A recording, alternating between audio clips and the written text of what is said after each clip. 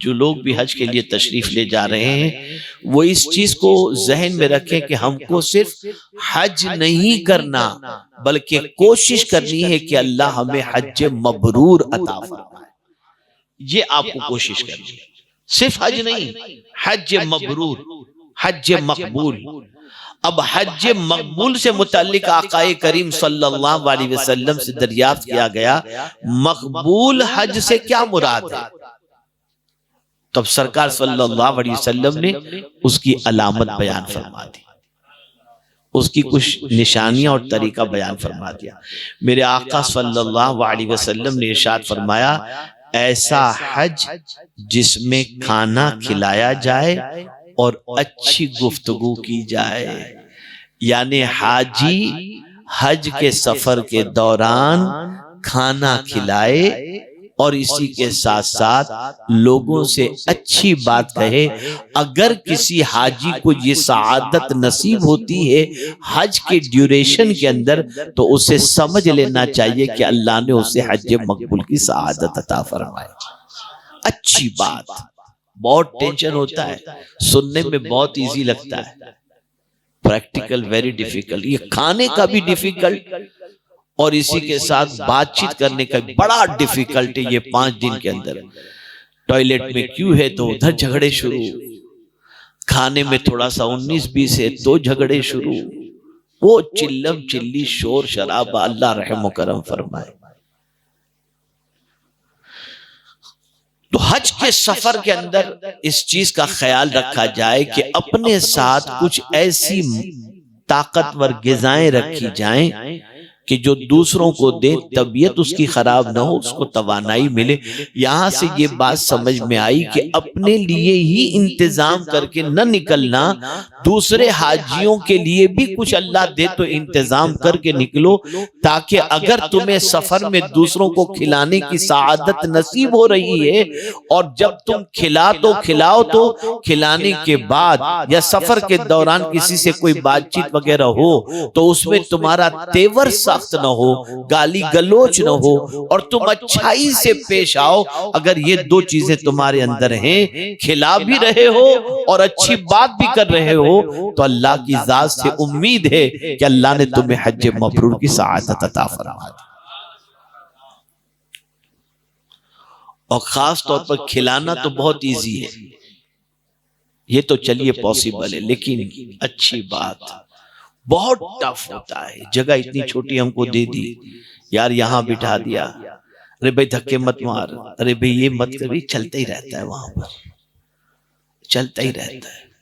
بہت کنٹرول، بہت کنٹرول، بہت کنٹرول.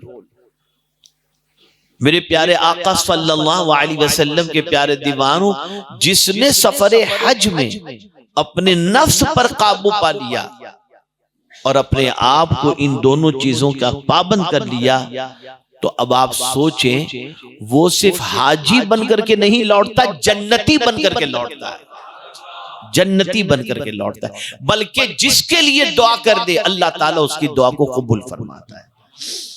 میرے پیارے آقا صلی اللہ علیہ وسلم کے پیارے دیوانوں،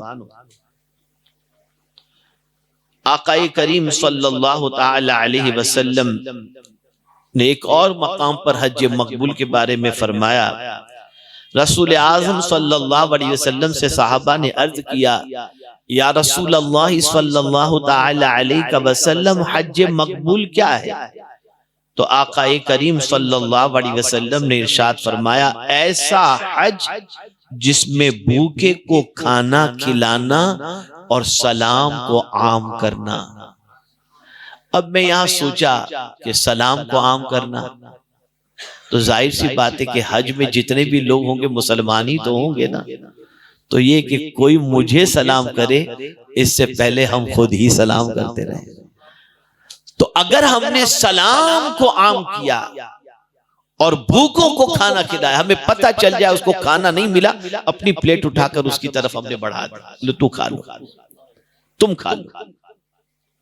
تو آپ یقین مانیں یہ وہ عمل ہے کہ رسول اعظم صلی اللہ علیہ وسلم نے اس عمل پر حج مقبول کی بشارت عطا فرمائی. میرے پیارے آقا صلی اللہ تعالی علیہ وسلم کے پیارے دیوانوں، رسول رحمت صلی اللہ تعالی علیہ وسلم اسی طریقے سے حج کے حوالے سے جو ارشاد فرماتے ہیں، اس میں خاص طور پر قرآن مقدس کی اس آیت کے ذریعے پوری دنیا کے حجاج کو یہ پیغام دیا جاتا ہے کہ 3 چیزوں کا خاص طور پر حج کے دوران خیال رکھیں، حج کے سفر میں خیال رکھیں اور پریکٹس کر کے آئیں کہ اس کے بعد حج کر لینے کے بعد بھی ان 3 چیزوں کا خیال رکھا جائے گا۔ خاص طور پر حج کے ایام میں فلا رفث ولا فسوق ولا جدال فی الحج، کہ حج کے دوران ایام حج میں میرے پیارے آقا صلی اللہ علیہ وسلم کے پیارے دیوانوں، میاں بیوی کے درمیان جو مجامعات سے پہلے کی باتیں ہوتی ہیں، اس قسم کی باتیں بھی نہ کرنا، گناہ بھی نہ کرنا اور جھگڑا بھی نہ کرنا۔ جو شخص فرمایا گیا ان 3 چیزوں سے حج کے دوران بچا رہا اور اپنے آپ کو روکے رکھا، اللہ عز و جل اسے بھی حج مبرور کی سعادت عطا فرماتا ہے۔ میرے پیارے آقا صلی اللہ تعالی علیہ وسلم کے پیارے دیوانوں، اب بہت ساروں نے حج مقبول کی علامتیں بیان فرمائی۔ امام غزالی رحمت اللہ تعالی علیہ نے حج مقبول کی علامت کیا بتائی، کیسے پتا چلے کہ اللہ نے ہمارا حج قبول فرمایا ہے؟ تو امام غزالی رحمت اللہ تعالی علیہ فرماتے ہیں کہ حج مقبول کی علامت یہ بھی ہے کہ حاجی جن نافرمانیوں میں پہلے مبتلا تھا انہیں چھوڑ دے، یعنی حج کو جانے سے پہلے جتنی بھی اللہ کی نافرمانیاں وہ کرتا تھا وہ ساری نافرمانیاں کرنا چھوڑ دے، اور اگر یہ کیفیت اس کی بن گئی مبارک ہو کہ اللہ نے اسے حج مقبول کی سعادت عطا فرمائی۔ اور یہ بات خاص طور پر آگے جو ارشاد فرمائی ہے اسے ذہن میں رکھیں۔ امام غزالی رحمت اللہ تعالی علیہ نے فرمایا، اور اپنے برے دوستوں کو چھوڑ کر نیکوں کی صحبت اختیار کرے، یعنی حج سے پہلے جن برے دوستوں کے ساتھ وہ سنگت اختیار کیے ہوئے تھا، جن برے دوستوں کے ساتھ بیٹھتا تھا، حج سے واپسی کے بعد ان برے دوستوں سے تعلق ختم کر دے، ان کے ساتھ بیٹھنا اٹھنا چھوڑ دے اور نیکوں کے ساتھ بیٹھنا شروع کر دے۔ مبارک ہو کہ اللہ نے اسے حج مقبول کی سعادت عطا فرمائی۔ میرے پیارے آقا صلی اللہ تعالی علیہ وسلم کے پیارے دیوانوں، ضرورت اس امر کی ہے کہ ہم ان چیزوں کا خاص طور پر خیال رکھیں